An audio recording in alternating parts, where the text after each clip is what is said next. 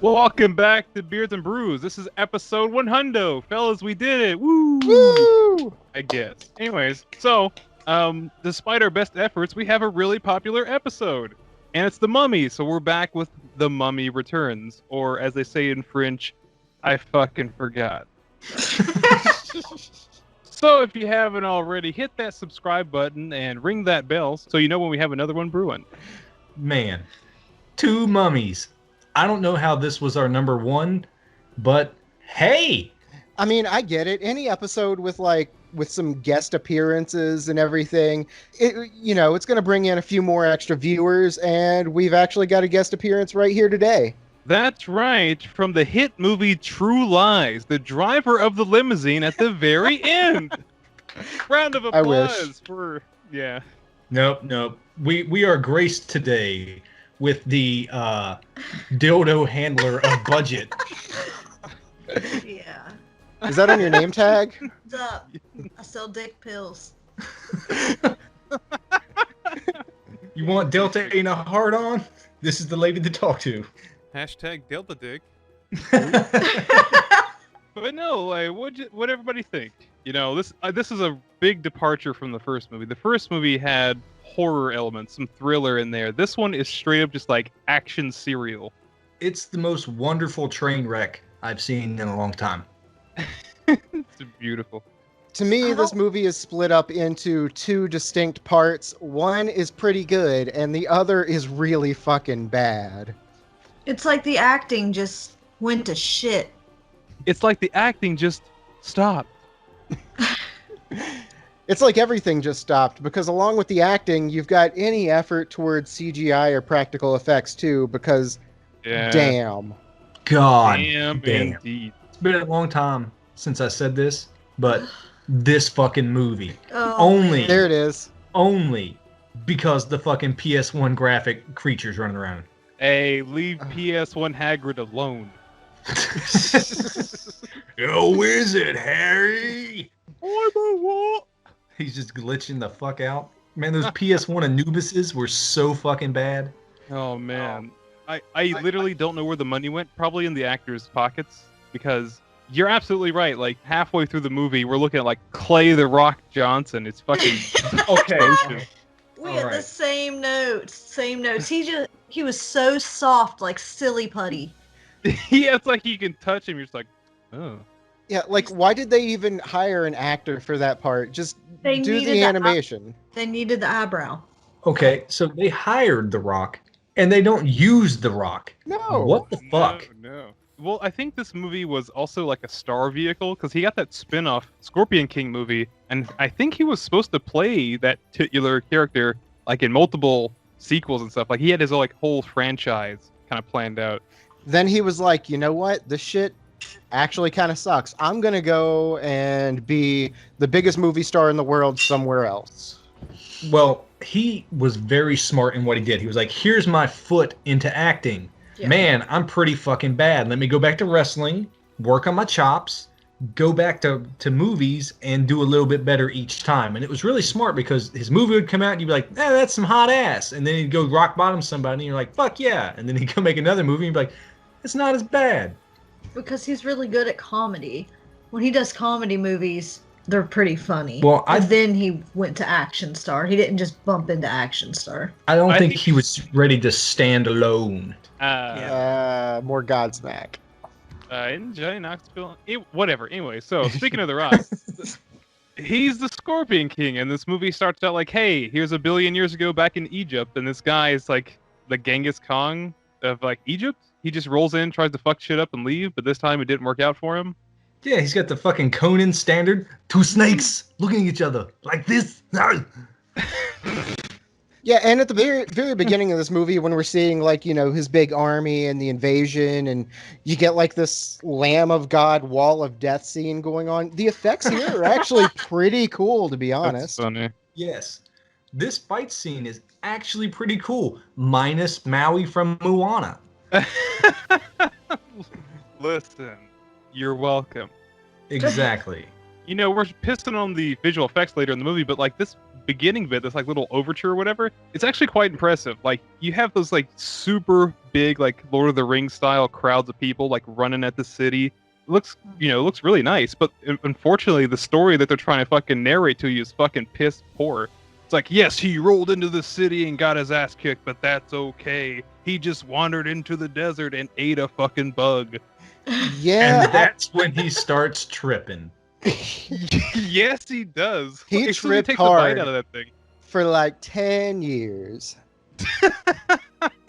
He's just like Stephen Wright from Half Baked. He's been floating there the whole time. He's like, takes the bite of the fucking bug, looks at all these troops after they're defeated. He's like, I'm going in the desert. Who's coming with me? Who's coming, man? The only person that he could get to, hang out with him was fucking Anubis. Anubis rules. O'Doyle rules. That's exactly what I was thinking. Just like drives across a banana peel. They just all die.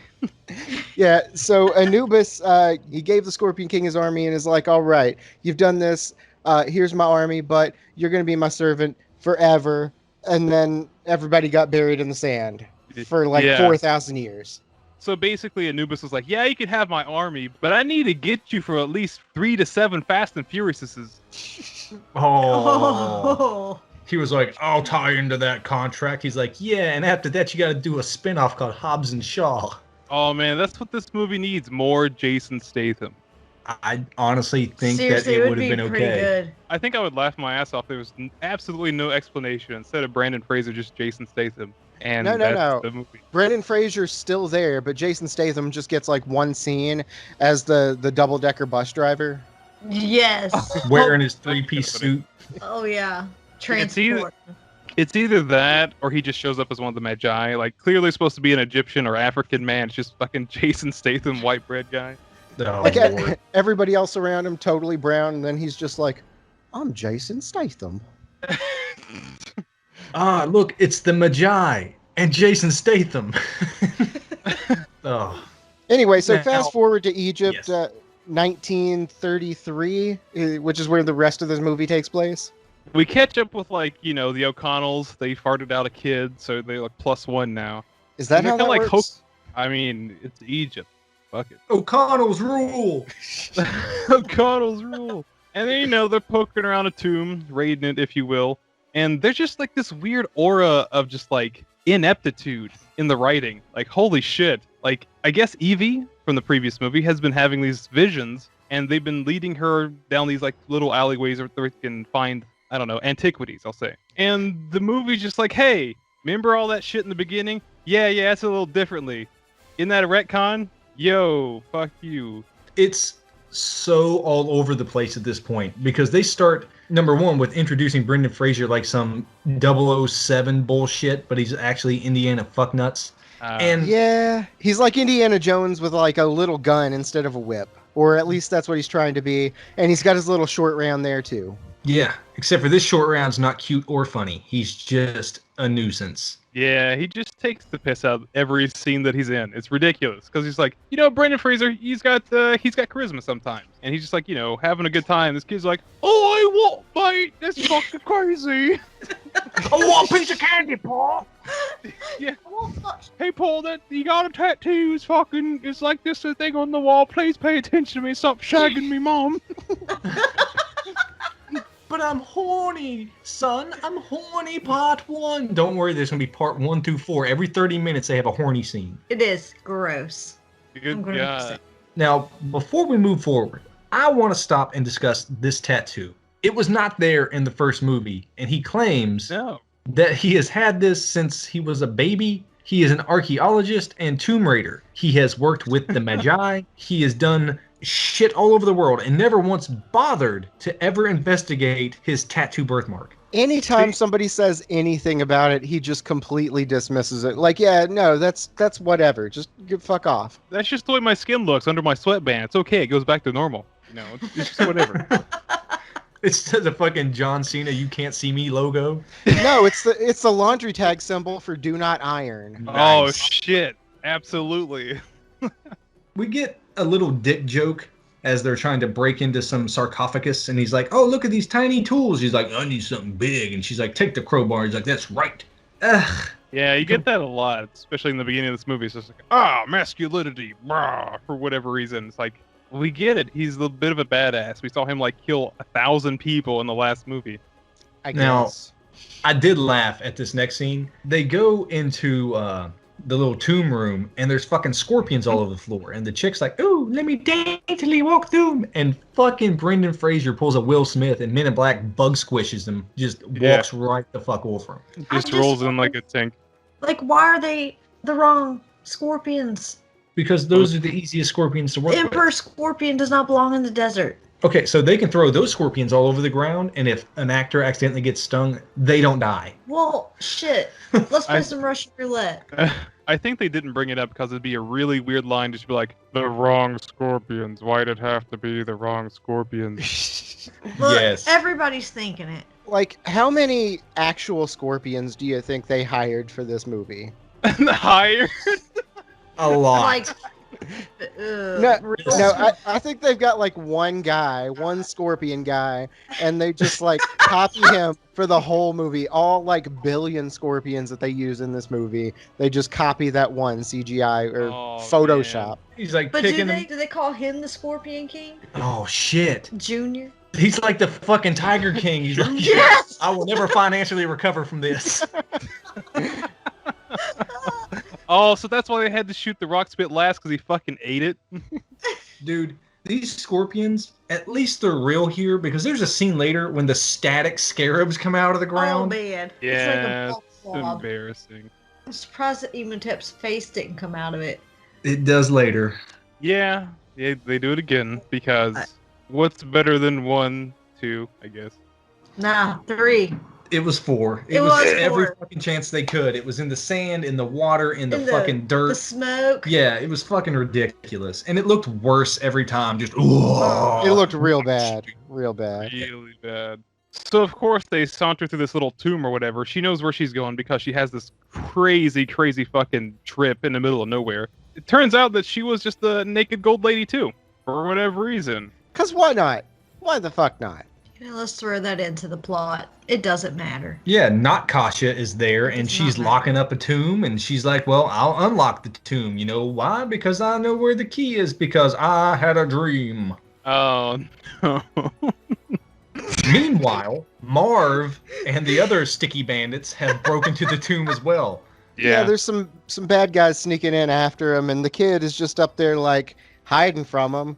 Just, like, fucking around with him, shooting him with their little slingshot or whatever. He turns into fucking Brat Simpson. That's all it is. He starts hucking like little rocks at the fellas. No, he turns into Dennis the Menace. Yeah.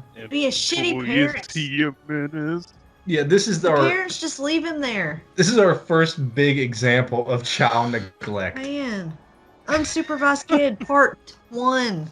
You know, as much as they screw around, it's a wonder they don't just have like more shitty kids walking around. Well, here's the thing. That kid is basically blonde. Brendan Fraser, brown hair.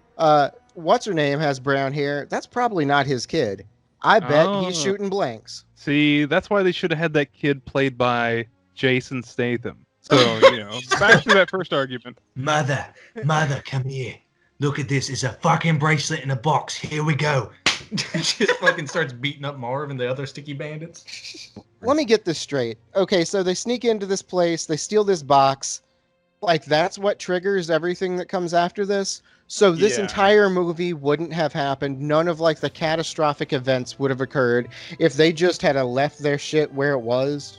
Yeah. Correct, yeah. I mean, this movie is 100% coincident. We'll run into that a lot. I mean, the movie has the movie, but damn.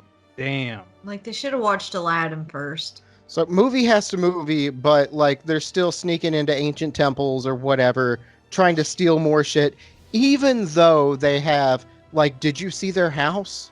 Oh, it's sexy. That's a It's sexy pretty big. house. It's a massive mansion. Well, of course, in the last movie, they made off with like a camel's worth of gold from Hymenoptera, so I guess that's the 1% of the national treasure. So they want to risk the rest of the world, like the eternity of the world, for like a little bit more gold. Well, yeah. They're greedy. Yeah. But I feel like Rick would be into like the intrinsic value of the item, whereas Evie's just like, it belongs in a museum. Like, as soon as you talk like that, I just picture her with super fucked teeth. Yeah. Yeah, she's from Liverpool. Now, a lot of shit happens real fucking quick. Yeah.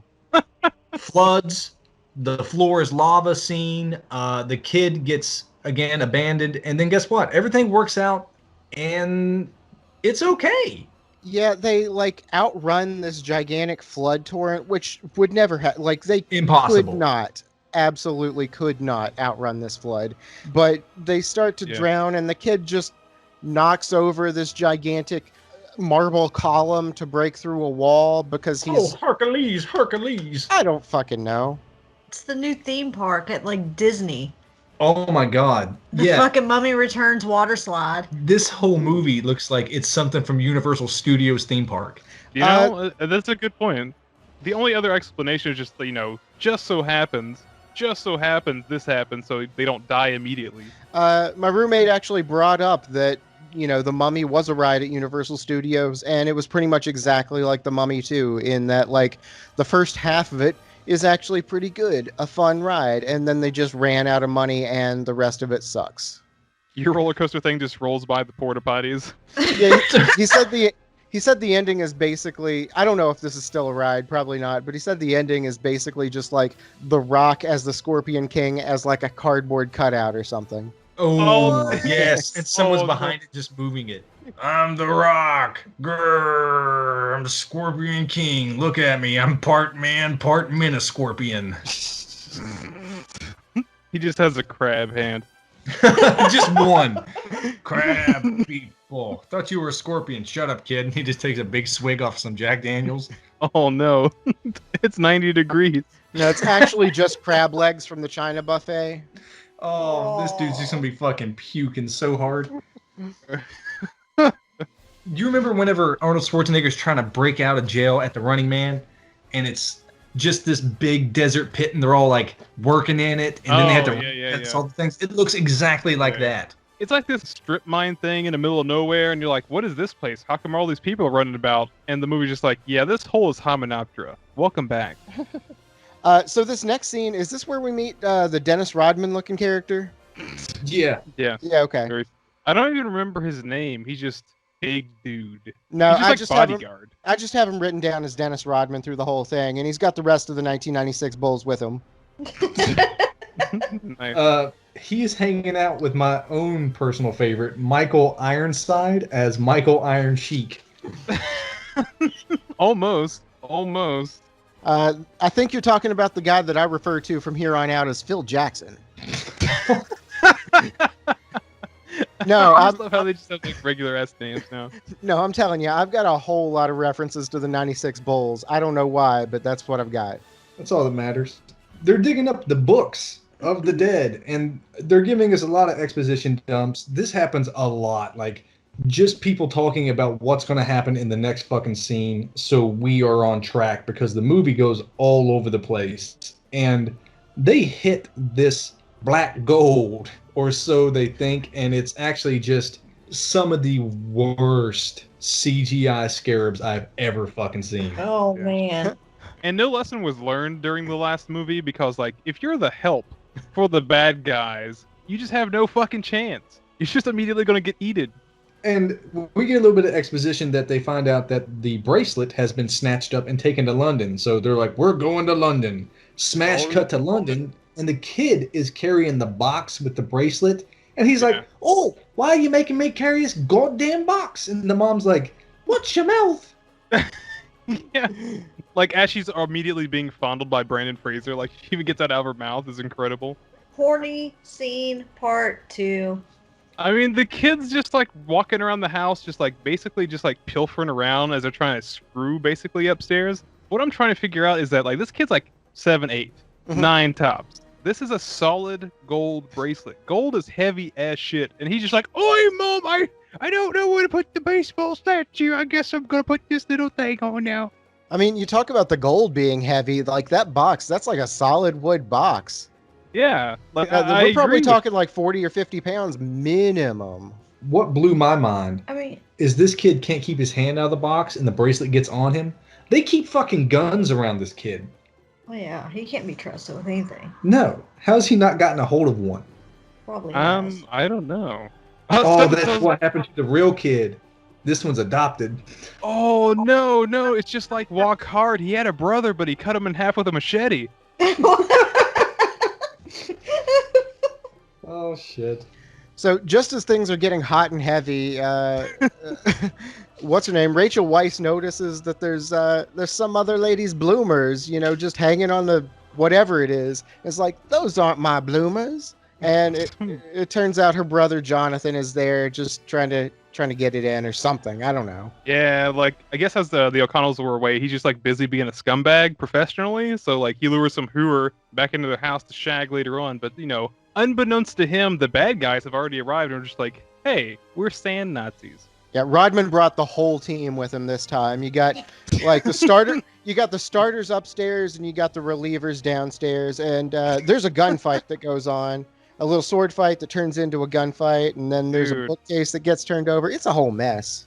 Listen, he's there for the rebound. Yeah.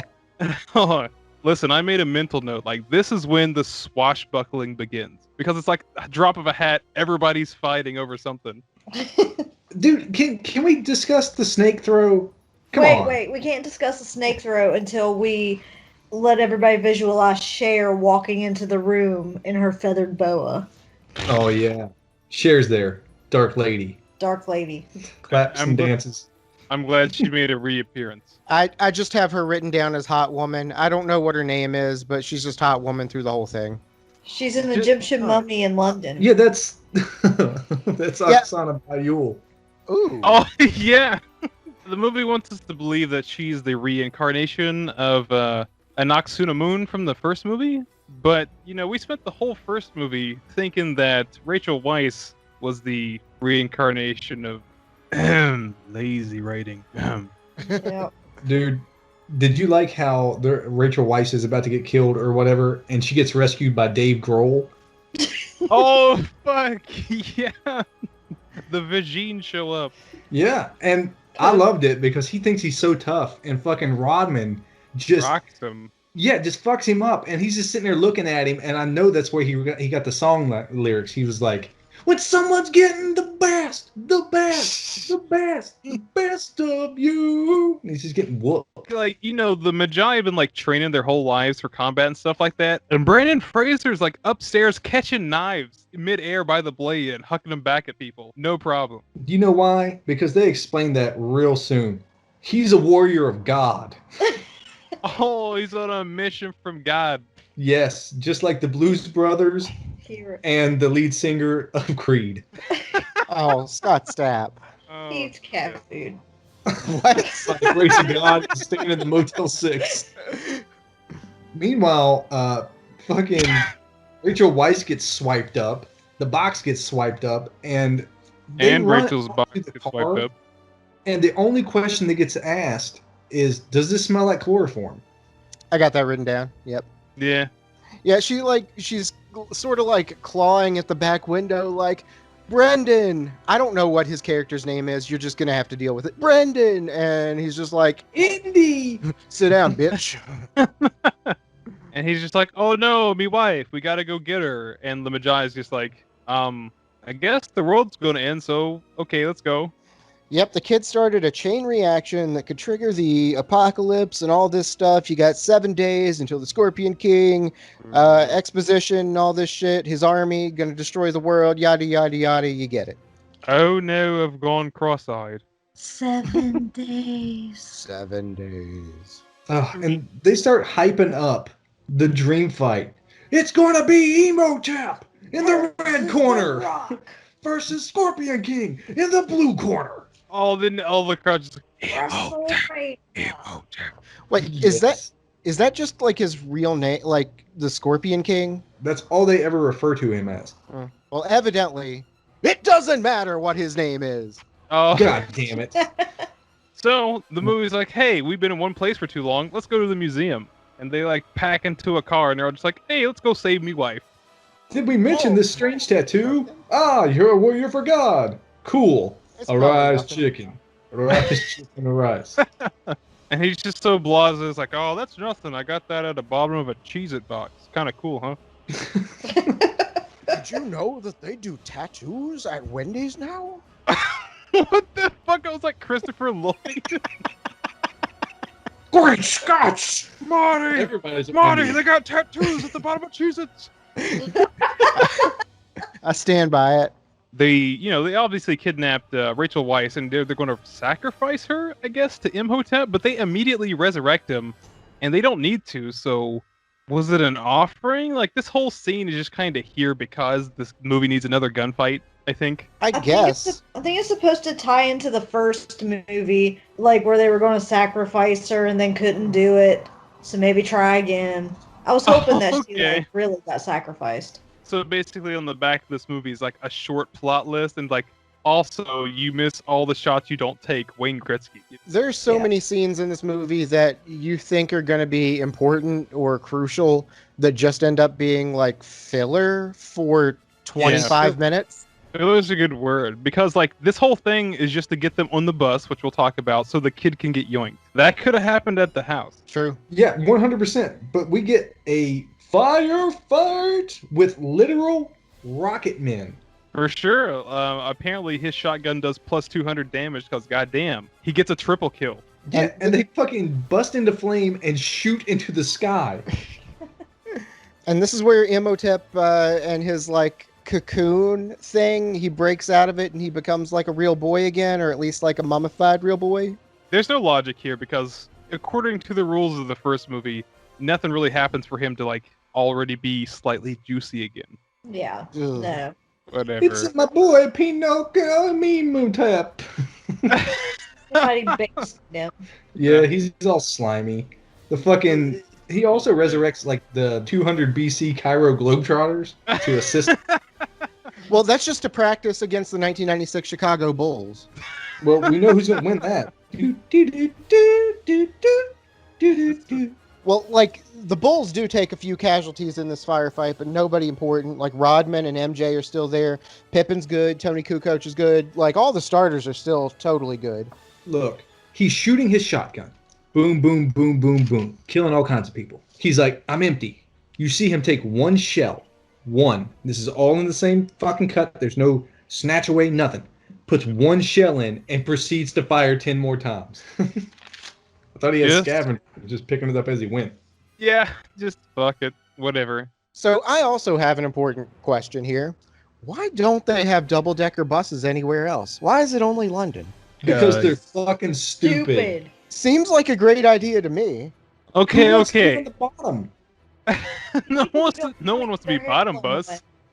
I don't know. Like, Bottom bus. you can stack like twice as many people in it.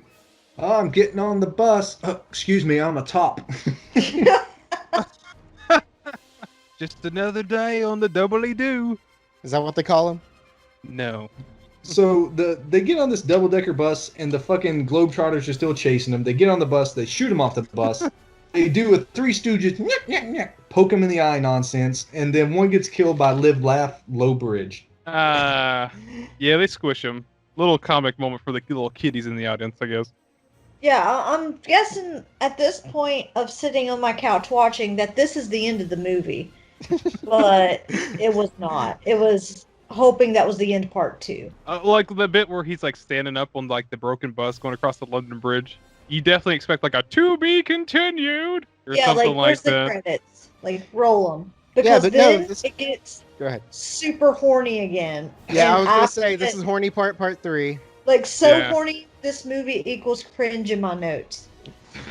And I think the worst part is when they start making out, they're right in front of a sign that says "Do not spit." Yes. Oh yeah, I noticed have that. it Like so I big couldn't in stop my looking notes. at it for whatever Fucking reason. ridiculous. I don't know. I guess like Londoners spit on everybody. Is that like a thing? Are they like the camels of the free world? I don't know, but in my head they are now. Oh, it's We- all this team. We get a glimpse into the future of America, and Fraser should have been able to have, drawn from that. He should have listened and hide his wife, hide his kids, because they mummify people up in here. Oh, nice. Yeah, they snatch up the kid because child neglect. It's a thing. In all honesty, they can make another one. They can make another one. Yeah.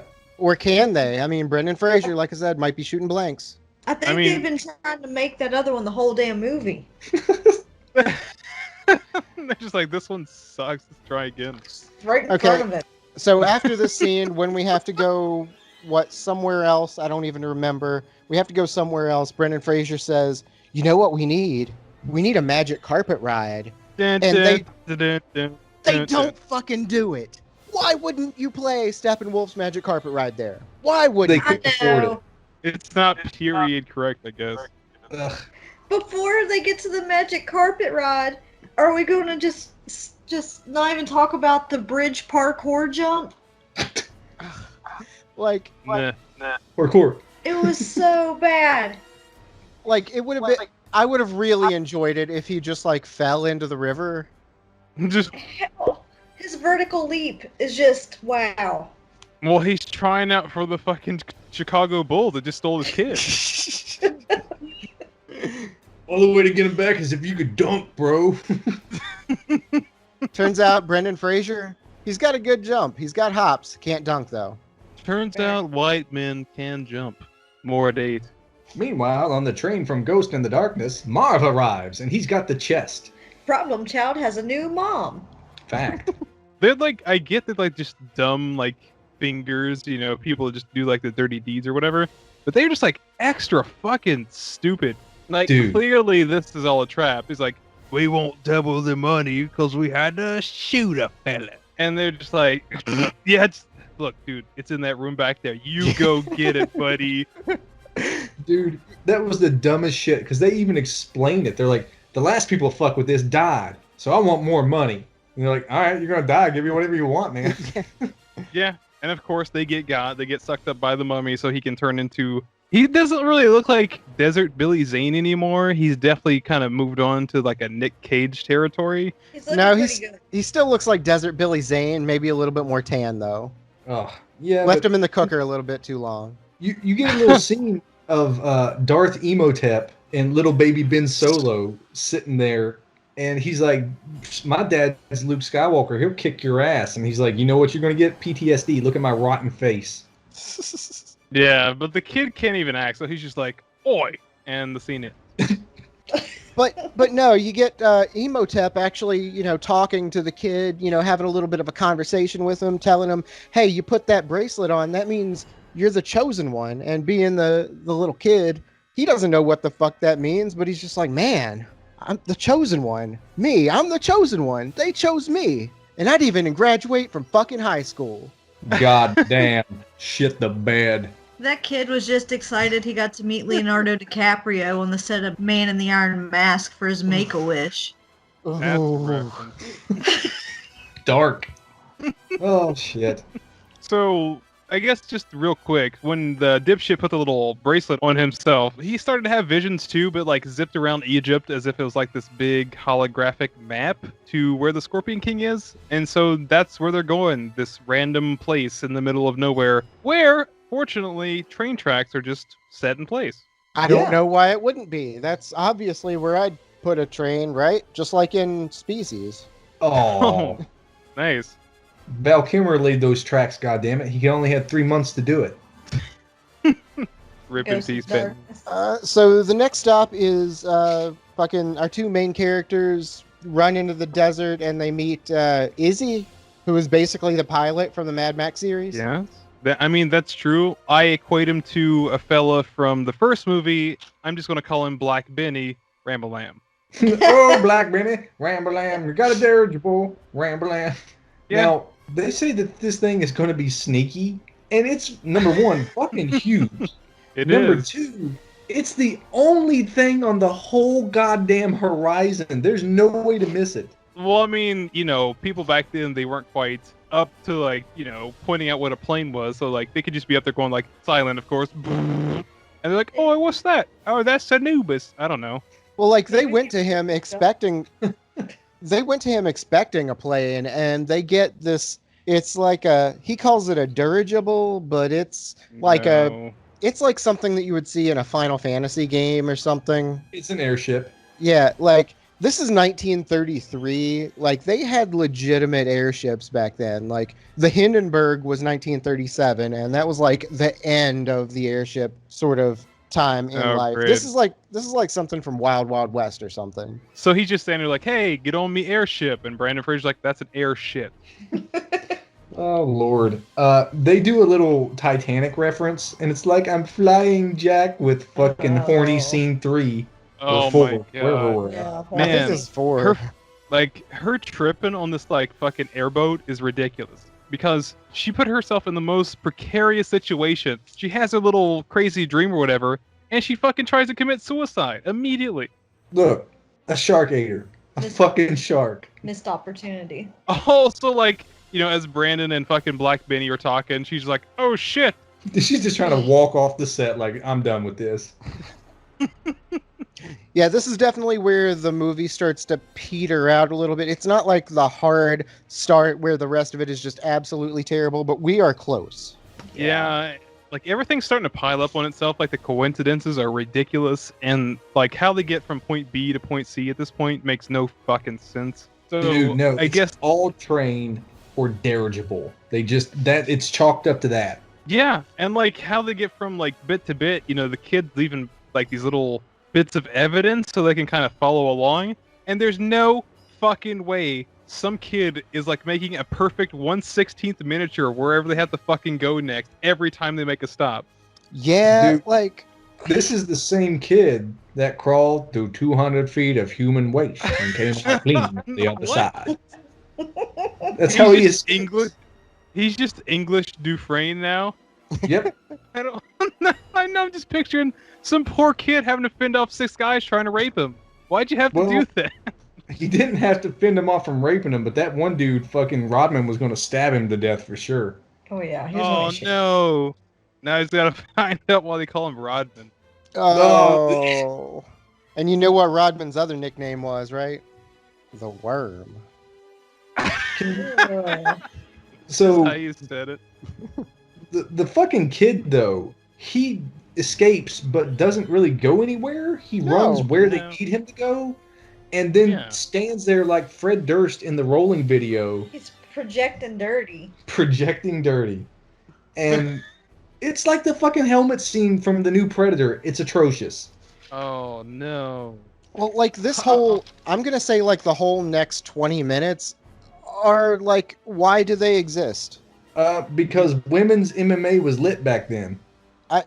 I mean, I guess, but okay, yeah, we have a vision of it's the hot girl and Rachel Weisz battling with like Raphael's size, just like having like a fun little duel for everybody in ancient Egypt. They're doing that Michael Jackson video. Do you remember the time? They're like participating.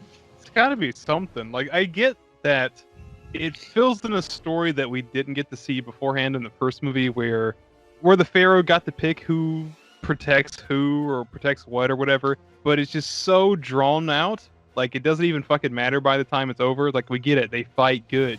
That didn't need to be 15 minutes. You say they fill in a story that we didn't have from the first one. Well, we had a time for that story, and it was in the first one. We don't need... This is a 2-hour and 10-minute long movie. Come on, guys. They spend a good bit of it just talking about the first movie. Kind of like, hey, guys, you remember the really good version of this? Yeah. But, like, when I say it didn't matter and it didn't need to last that long, this entire throwback is just so the movie can show us that, like, hey... She saw that murder happen from across the street. Get 'em, boys. It doesn't fucking matter. Like, none of it. It's like 15 minutes of movie for nothing. Ridiculous. It's like an hour and a half of movie for nothing. But I will tell you what did matter. When the dirigible is catching up to the main baddies and they're going through that horrendously rendered green screen canyon. Oh, yeah. Embarrassing. Fucking Emotep throws the river. I mean, like, the whole goddamn thing at him. The whole ass river. Yeah, they do that effect again. Like, in the first movie, it was really cool with that sand tsunami, whatever you want to call it. And then this one is just like, fuck, man, they made it in paint. I'm just going to say it. They made it in fucking paint, and I had to watch it. It's still part of the theme park ride. It's okay. No one's wet or dead. They all survive and they're dry. That sounds like No one's shitty wet theme or park dead. ride. Yeah. Welcome to the wet and the dead. Please secure That's not- yourself. That's not the action park I remember. Keep your hand to the right at all times. Oh no. The only person that dies in this fucking movie that's a main character is the goddamn bird. Oh yeah, like what's his name? I don't actually remember his name, but he's back from the first one. David Grohl. Oh, that's the David Grohl. Okay, then we have talked about him. He's got his little his little hawk boy, his little friend, and he's like, go scope ahead, and immediately, Rodman is like, hey, the Hawks didn't make the playoffs this year. Boom. Fact. You think they had a stunt bird? Stunt bird. But they could only keep the bird in the movie for a couple of scenes because they spent all their money hiring that scorpion from earlier. Exactly. Oh, Their yeah. animal budget was cut short. Yeah. So they land, like, they crash land in this jungle, right? That looks like just a setup for a haunted trail. I Well, would go I on mean- that haunted trail.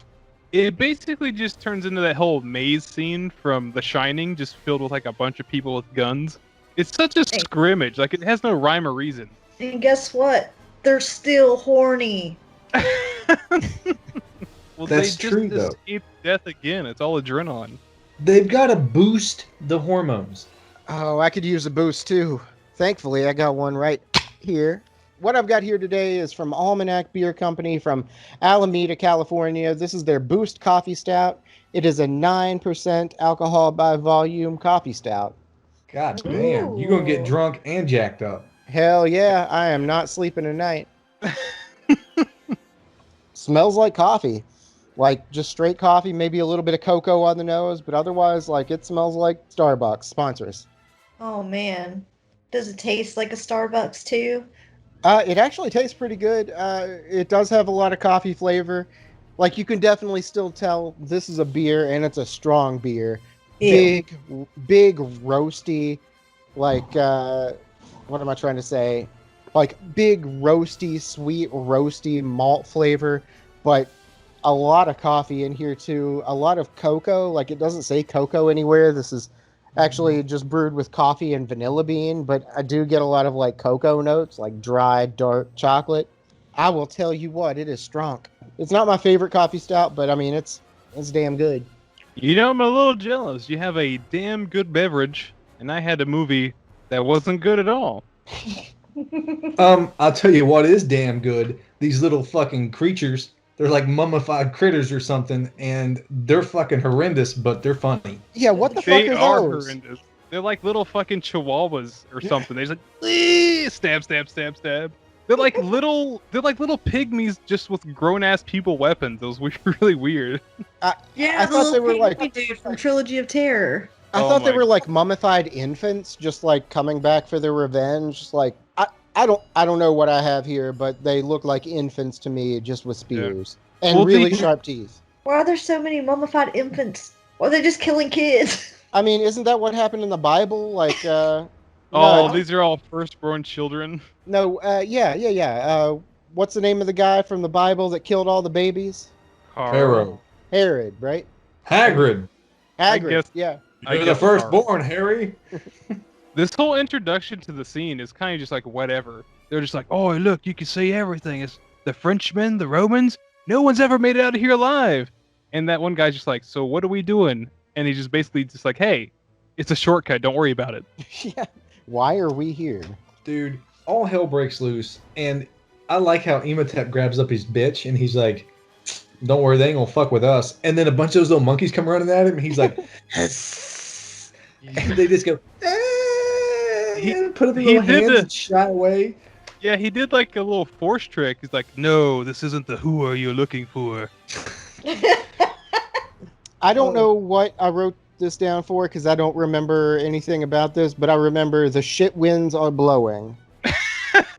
You can't just say shit wins. Like, Yeah, and then I have Dennis Rodman orders the Bulls into a zone defense.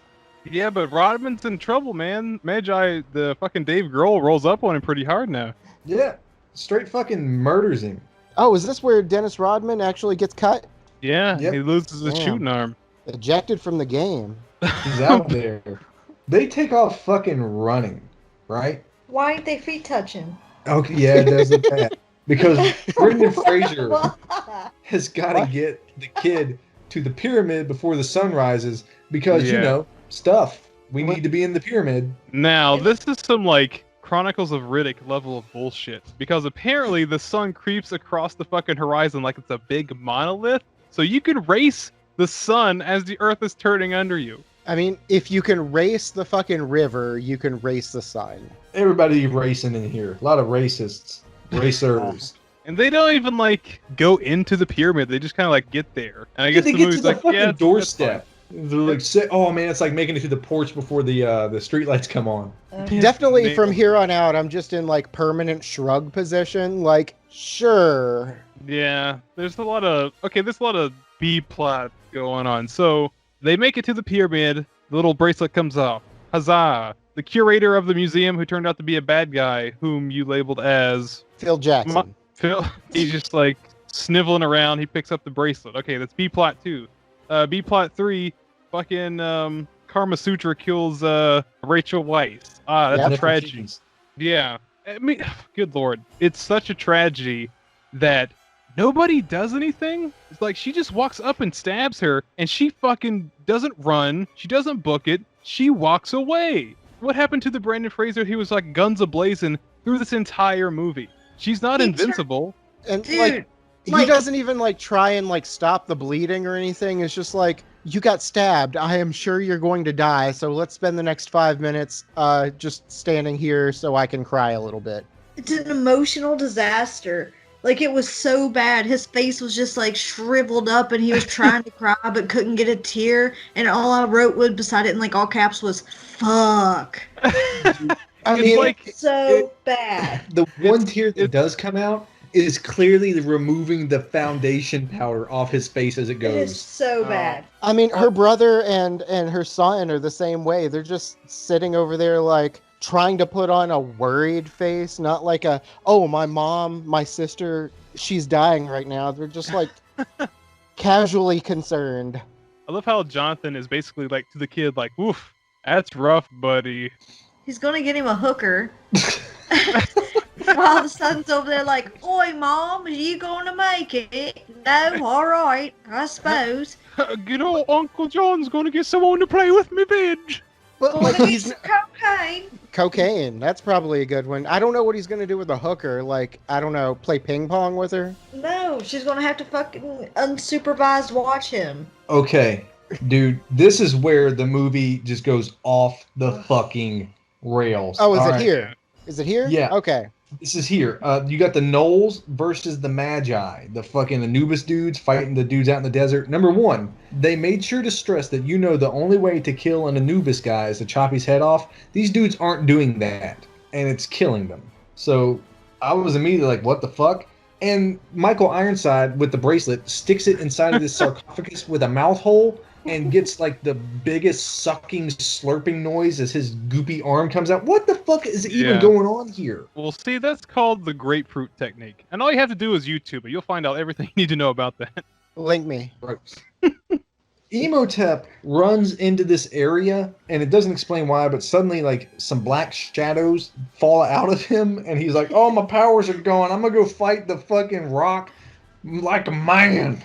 And then we realized that he had magneto powers that no longer work. Yeah, he's like jiggling the plates on the sarcophagus. What the fuck?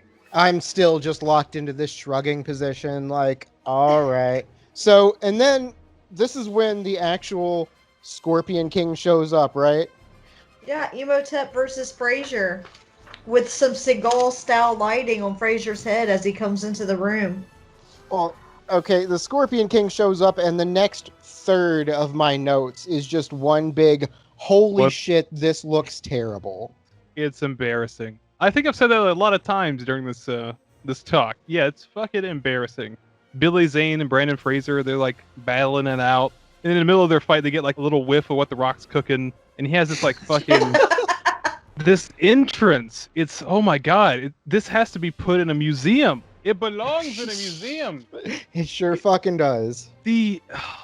Everything's wrong. Like, the uncanny valley has never been as deep as it is in this movie. The rock comes out half rock, half scorpion, and it just looks awful. There's no weight to anything. It looks like Play-Doh. It's just... Yes. You can tell that these poor actors are acting against a green screen, and they're trying to, like, cartwheel around and try to do action shit, while, like, good old fucking crab hands are trying to get his claws on him. Okay, this came out in 2001. All right, you know what looks way better on way less of a budget that came out 6 years earlier? Fucking Goro in Mortal Kombat. That was real, though. Oh, yes. Yeah. Practical so effects, man, for the win. Okay, so back to my earlier point. If it was just The Rock with one crab hand, I wouldn't have made a scene. But he would have. I pinch. Now, they're like... he just comes out and he's like, subtle. Zoidberg is the winner. Oh, shit. But there's been this... We neglected to talk about it, but it's really unimportant. This fucking scepter that's secretly a spear. And he throws it into the rock. And that's it. Like, wrap the whole movie. Billy Zane comes sliding in, like, on his knees, power slide style. Like, no! Dude, that whole bit sucks so hard. Like, explain that a little bit to me. So, like, you know, the spear gets chucked, intercepted, switches hands, whatever. Brandon Fraser gets a hold of it. He stabs the Rock in the chest, and then there's like this wide shot of the Rock and Brandon Fraser off to the right, and there's nothing to the left for like an awkward amount of time. And then Billy Zane just like, up, nay! Yeah, he just like stretches himself back into the frame like, y'all forget about me, I'm here. He was so dramatic. Clearly a dude that forgot his cue. Like, yes. Absolutely. Get in there, man. Oh, shit. You know, and fucking dude, he fucking says, take all the bad shit with you. I don't want any more of this. And apparently that's all you have to do, because everything puffs into this black cloud where once again they got to put fucking Emotep's face in it again, looking horrendous. He looks great. And I gotta say, Amber called it really good. We're treated as the jungle around them is sucked back into the temple or what the fuck ever, but it looks like, number one, because it's so bad, but it looks like if you were in Honey, I Shrunk the Kids and you looked up while someone was mowing the grass. Yeah, it was crazy. That's a good one. And it's kind of weird because, like, we call this effect bad, but it's actually one of the best ones in the movie. Which is sad. Yeah, we're all at this point where we're just like, we're the crowd in Monty Python, just get on with it! Basically. Because there's still more. There's like a pull-up contest between Emotep and Brendan Fraser, where Brendan Fraser uses the best reverse psychology on his wife. He's like, leave me! While he shakes his head no and reaches out desperately for her. That little clip is really bad because you can tell neither one are actively trying to like crawl back up onto the like floor. Yeah. Especially the guy, the Billy Zane looking guy, Emotep or whatever he is. He's just like resting there like he's like on the edge of a pool or something, just chilling. Yeah, but he ends up in the exact same place where he was, so whatever. Yeah. She gets it way worse with all them bugs, the static bugs. Yeah, I mean, at least he fell gently because the helping hands from Labyrinth were there. Going down. He's just crowd surfing. Yeah, he's gonna get like groped. He's gonna get his package grabbed by all them demon crowd surfers. Yeah, he's excited. Well, at least he didn't get popped like the guy that got grabbed by the fucking Scorpion King who exploded like Mr. Potato Head. Oh, so yeah. Once all the grass gets mowed into the temple, they make it back onto their magic carpet ride. There's the last horny scene. Can't we just like discuss just very briefly, like when they finally get outside and they see the shitstorm that this place has turned into, Brandon Fraser's like, yeah, that's fucking weird. We gotta go up now. Yeah. They're like, oh shit, it's the video from Black Hole Sun. Let's get out of here. Oh no, their eyes get all big and junk. Like their options are either like run away or just like climb to the top of this pyramid for no fucking reason. Like at this point, I wouldn't even cared if she got to the top and start bullshitting around from shit from the Book of the Dead, just all like Yatuwe, Yatuwe, Yatuwe, and then they just made it home. Fuck it. That was dope. Yeah, in case you haven't actually seen this movie and you're wondering, how did Rachel Weisz come back to life? How is she alive right now when she was dead? Well, the little boy can read ancient Egyptian for some reason and read the Book of the Dead, and surprise, she's back, completely fine. Happy No, ending. she's not fine. She's not fine. She doesn't want to be there. Like the last 10 minutes of this movie she's in, she's just like, I guess I gotta kick your ass again, huh? All right, get out of here, sport, so I can do my business. It's whatevs. But yeah, everyone gets a big happy ending and the credits roll for the final time. Thank God. They trail off into the sunset, just like the last movie, and, whatever. Just whatever. Well, there's some really bad lines at the end too that like we just like brush over, but like when they're on the airship and everything's good, it's a happy ending. Brendan Fraser's like, I thought I almost lost you there. You almost did. Would you like to know what heaven looks like? Later. Yeah, and then they it's a really fade out. it's a really bad set of dialogue. They're driving straight to Pound Town and everybody's invited. And I just want to go over how all the bad guys again have flavor savers. It's just the taste of denial. Oh. Okay, so I'll admit, I like this movie for all of its faults. I think it's ridiculous and just like just stupid adventure. Like I mentioned way earlier, like this is just like an old action serial like you'd see in a movie before the actual movie, but there's like 5 of them stuffed together for whatever reason, and it just turns out really muddled and messy. It's really cool to see these characters again, but goddamn are they trapped in a movie that just sucks. I'll be honest, for the first like 2/3 of this movie, I was ready to say that I liked this movie better than the original. I was. Like, the first 2/3 of this movie, I was comparing to like Pirates of the Caribbean, the first one. Like, it was really fun, had this sort of comedic action sense to it, and then it just twists and holy shit, it gets so bad. The effects get bad, the writing gets bad, the dialogue, it's all fucking bad from about an hour and 40 minutes in, and that's only about 2/3. It's the first 4 episodes of Mummy, the series. Like you said, Eric, it's cool to see the cast again, but man, the spark just isn't there. They're not feeling it. It's not a terrible movie in the way that, it just sucks. It's terrible because they had so much material to work with and literally used none of it. They just shoehorned in a kid, and then we're like, we're going to fucking do everything everywhere. It was weird, but I will say I laughed a lot. I'm going to agree. I give it a 5 out of 10. And that's me being nice. The acting was bad, but I do love Brendan Fraser. And I did laugh a couple of times. But I don't want to watch another. Well, there you have it. That's 5 flavor savers out of 10. And that'll be The Mummy Returns. If you have any strong feelings about the show or the movie, leave it in the comment section below. Hit the like and subscribe button too. Hit the little bell icon so next time we got another one of these brewing. Get out there and follow us on our social media. We got an Instagram, Reddit, Facebook, Twitter, fucking maybe a Pornhub account. We got the Apple Podcasts. Spotify. We got Spotify all day. YouTube. Yeah, YouTube. Fucking listen to us, y'all. Go check out all of our edits on our Wikipedia account. What? Come get your dick pills. That'll be the way we end it.